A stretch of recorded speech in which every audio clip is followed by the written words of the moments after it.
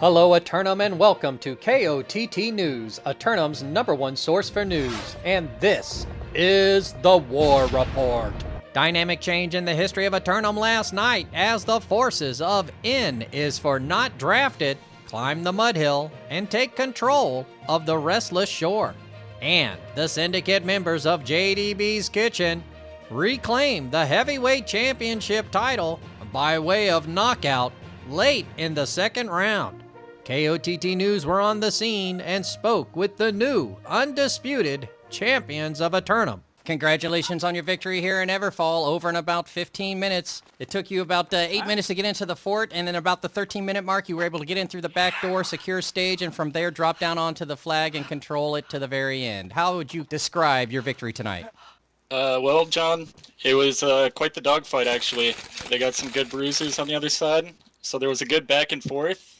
Collected our first push in, so it was kind of well contested, and we eventually locked it down and got it going. Indeed. Was there anybody who stood out in their performance for you tonight? I noticed you had some additional help from some friends from afar.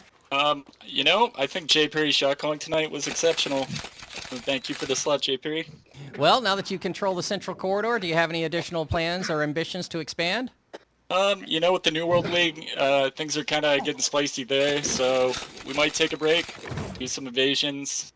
You know what it is, never fall. That was my follow-up. With so many members of your roster being tied up with the New World League coming up in the next weekend for the following 8 weeks, I believe, will you be able to preserve your hold on Neverfall? We're going to try our best.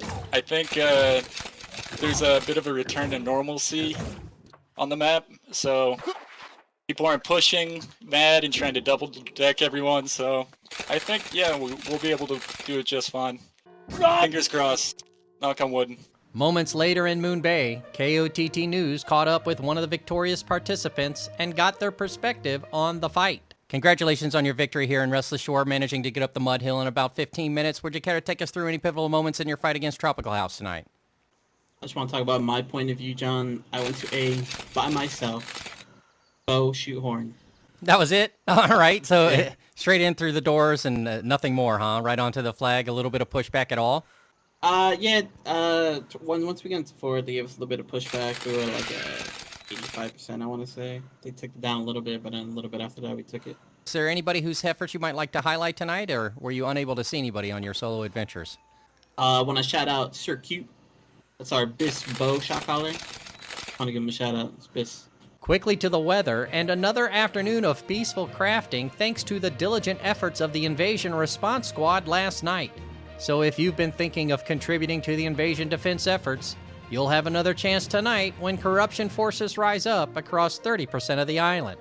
Another submission for Simulated Fantasy Combat Resolution tonight, brought to you by LARPco. Remember, if it isn't LARPco, it's cardboard. Tonight, the Covenant converts of Hideout assault the Syndicate members of Commit for control of the island's primary oil reserves of Weaver's Fen.